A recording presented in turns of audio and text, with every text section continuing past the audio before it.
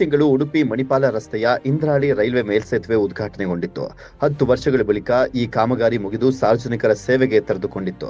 ಈ ಹಿನ್ನೆಲೆಯಲ್ಲಿ ಉಡುಪಿ ಜಿಲ್ಲಾ ನಾಗರಿಕ ಸಮಿತಿ ಟ್ರಸ್ಟ್ ವತಿಯಿಂದ ಹರ್ಷೋತ್ಸವ ಕಾರ್ಯಕ್ರಮ ಆಯೋಜನೆ ಮಾಡಲಾಗಿತ್ತು.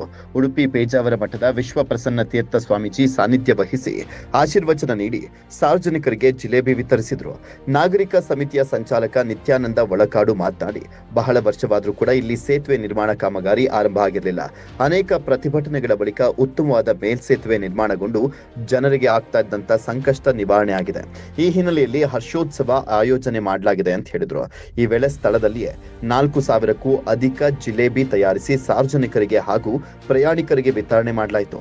ಕಾರ್ಯಕ್ರಮದಲ್ಲಿ ಶಾಸಕ ಯಶ್ಪಾಲ್ ಸುವರ್ಣ, ಡಿವೈಎಸ್ಪಿ ಡಿಟಿ ಪ್ರಭು ಮತ್ತಿತರರು ಉಪಸ್ಥಿತರಿದ್ದರು. ಇವತ್ತು ನಾವು ಉಡುಪಿ ಜಿಲ್ಲಾ ನಾಗರಿಕ ಸಮಿತಿ ವತಿಯಿಂದ ಇಂದ್ರಾಳಿ ಬ್ರಿಡ್ಜಿನ ಹತ್ತಿರ ನಾವು ಒಂದು ವಿಶೇಷವಾಗಿ ಒಂದು ಒಳ್ಳೆಯ ರೀತಿಯ ಒಂದು ಹರ್ಷೋತ್ಸವವನ್ನು ಮಾಡಿದ್ದೇವೆ.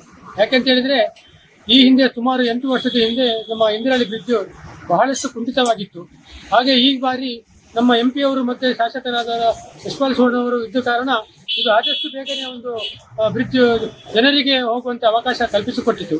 ಹಾಗಿರುವಾಗ ನಾವು ಯಾಕಂತ ಹೇಳಿದರೆ ಈ ಹಿಂದೆ ನಾವು ನಮ್ಮ ಸಮಿತಿಯಲ್ಲಿಯೂ ಕೂಡ ನಮ್ಮ ಪ್ರಜಾಪ್ರಭುತ್ವದ ಅನ್ವಯ ಪ್ರಕಾರ ನಾವು ಒಂದು ಪ್ರತಿಭಟನೆಯನ್ನು ಮಾಡಿದ್ದೆವು. ಆ ಪ್ರಯುಕ್ತ ನಾವು ನಮ್ಮ MP ಅವರಿಗೆ, ಹಿಂದಿನ MP ಅವರಿಗೂ ಕೂಡ ಮನವಿಯನ್ನು ಸಲ್ಲಿಸಿದ್ದೆವು. ಆದರೂ ಕೂಡ ಫಲಿಸದೆ ಈ ಬಾರಿಯ MP ಅವರು ಮತ್ತು MLA ಅವರು ಒಳ್ಳೆ ರೀತಿಯಲ್ಲಿ ನಮ್ಮ ಒಂದು ಬ್ರಿಡ್ಜ್ ಅನ್ನು ಒಂದು ಒಳ್ಳೆ ರೀತಿಯಲ್ಲಿ ಮಾಡಿ ಒಳ್ಳೆ ಜನರಿಗೆ ಹೋಗಲು ಅವಕಾಶವನ್ನು ಮಾಡಿಕೊಟ್ಟಿದ್ದಾರೆ. ಅದೂ ಅಲ್ಲದೆ ಇವತ್ತು ನಮ್ಮ ಉಡುಪಿ ಜಹಾಂಗೀರ್ ಭಟ್ ಅವರ ಸಂಘದವರ ನೇತೃತ್ವದಲ್ಲಿ ಸುಮಾರು 4,500 ಜಿಲೇಬಿಯನ್ನು ಬಿಸಿ ಅಲ್ಲಿಯೇ ತಯಾರಿಸಿ ಬ್ರಿಡ್ಜಿನ ಹತ್ತಿರನೇ ತಯಾರಿಸಿ ನಾವು ಸಾರ್ವಜನಿಕರಿಗೆ ಕೊಟ್ಟಿದ್ದೇವೆ.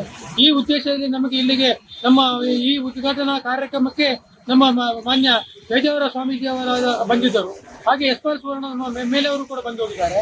ಹಾಗೆ ನಮ್ಮ ಒಳ್ಳೆ ರೀತಿಯಲ್ಲಿ ನಾವು ಈ ಕಾರ್ಯಕ್ರಮವನ್ನು ಹಮ್ಮಿಕೊಂಡಿದ್ದ ಕಾರಣ ಒಳ್ಳೆ ರೀತಿಯಲ್ಲಿ ಆಗಿದೆ. ಯಾಕಂತ ಹೇಳಿದ್ರೆ ಇನ್ನೂ ಕೂಡ ಕೆಲವು ಸಮಸ್ಯೆಗಳನ್ನು ಮಾನ್ಯ ಸ್ವಾಮೀಜಿ ಅವರು ಮಾಧ್ಯಮದಲ್ಲಿ ಉಲ್ಲೇಖ ಮಾಡಿದ್ದಾರೆ.